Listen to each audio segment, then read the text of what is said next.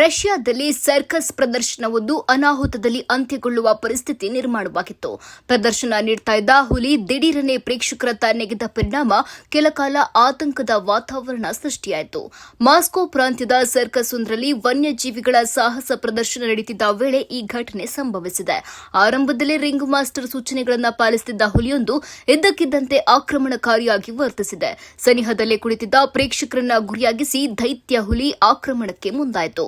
ಹುಲಿ ಗಾಳಿಯಲ್ಲಿ ಜಿಗಿದ ರಭಸಕ್ಕೆ ಗ್ಯಾಲರಿಯಲ್ಲಿದ್ದ ಪ್ರೇಕ್ಷಕರು ದಿಕ್ಕೆಟ್ಟು ಓಡಲಾರಂಭಿಸಿದರು. ಸಣ್ಣ ಮಕ್ಕಳೊಂದಿಗೆ ಬಂದಿದ್ದ ಪೋಷಕರು ಭಯಭೀತರಾದರು. ಆದರೆ ರಿಂಗ್ ಸುತ್ತಲೂ ಅಳವಡಿಸಲಾಗಿದ್ದ ಸುರಕ್ಷತಾ ನೆಟ್ ಭೀಕರ ದುರಂತವನ್ನ ತಪ್ಪಿಸಿದೆ. ಹುಲಿಯ ನೆಗೆತವನ್ನ ಈ ನೆಟ್ ಯಶಸ್ವಿಯಾಗಿ ತಡೆದಿದ್ದರಿಂದ ಯಾರಿಗೂ ಯಾವುದೇ ಅಪಾಯವಾಗಿಲ್ಲ. ಈ ದೃಶ್ಯಗಳು ಈಗ ಸಾಮಾಜಿಕ ಜಾಲತಾಣಗಳಲ್ಲಿ ವ್ಯಾಪಕವಾಗಿ ವೈರಲ್ ಆಗಿದ್ದು, ಸರ್ಕಸ್ಗಳಲ್ಲಿ ವನ್ಯಜೀವಿಗಳನ್ನು ಬಳಸುವ ಸುರಕ್ಷತಾ ಕ್ರಮಗಳ ಬಗ್ಗೆ ಮತ್ತು ಪ್ರಾಣಿ ಹಕ್ಕುಗಳ ಬಗ್ಗೆ ಈ ಘಟನೆ ಜಾಗತಿಕ ಮಟ್ಟದಲ್ಲಿ ಚರ್ಚೆ ಹುಟ್ಟುಹಾಕಿದೆ.